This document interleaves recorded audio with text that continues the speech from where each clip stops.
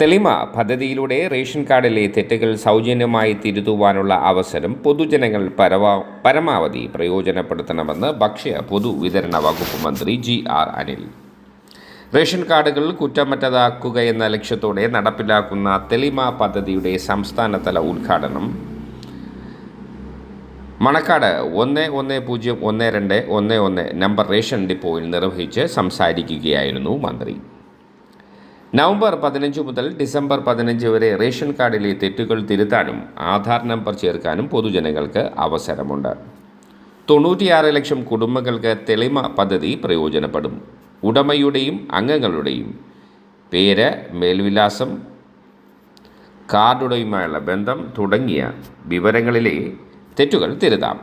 സംസ്ഥാനത്തെ എല്ലാ റേഷൻ കടകളിലും സ്ഥാപിച്ചിട്ടുള്ള പെട്ടികളിൽ ആവശ്യമായ രേഖകൾക്കൊപ്പം അപേക്ഷകൾ നിക്ഷേപിച്ചാൽ മതി.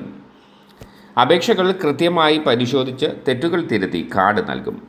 LPG, വൈദ്യുതി കണക്ഷൻ വിവരങ്ങൾ കാർഡിൽ ചേർക്കാം. അനർഹമായി കൈവശം വെച്ചിരിക്കുന്ന മുൻഗണന AAY കാർഡുകളെക്കുറിച്ചുള്ള പരാതികളും ഈ രീതിയിൽ നൽകാമെന്ന് മന്ത്രി അറിയിച്ചു. സംസ്ഥാനത്തെ ജനങ്ങളെ പൂർണ്ണമായും പൊതുവിതരണ സംവിധാനവുമായി ബന്ധിപ്പിക്കാൻ സാധിച്ചിട്ടുണ്ട്.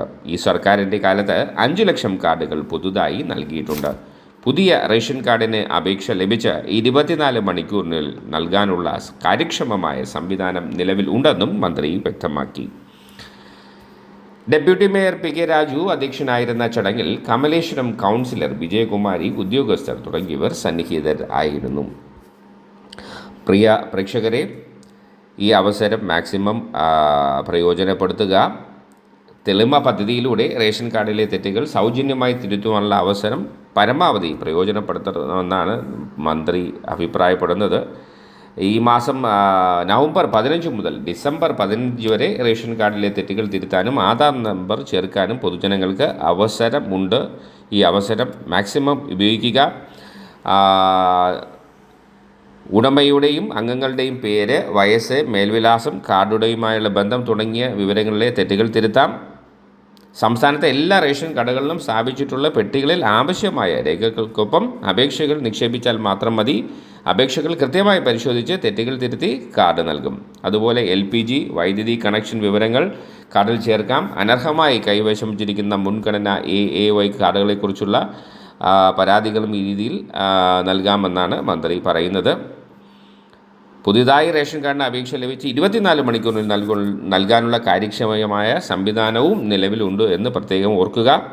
അപ്പോൾ ഈ അവസരം മാക്സിമം പ്രയോജനപ്പെടുത്തുമെന്ന് പ്രതീക്ഷിക്കുന്നു. നവംബർ 15 മുതൽ ഡിസംബർ 15 വരെയാണ് തെറ്റുകൾ തിരുത്തുവാനുള്ള അവസരം. വാർത്തകളും വിശേഷങ്ങളും അവസാനിക്കുന്നില്ല. കൂടുതൽ വാർത്തകളുമായി വീണ്ടും കണ്ടുമുട്ടാം. അതുവരെവർക്കും നന്ദി, നമസ്കാരം.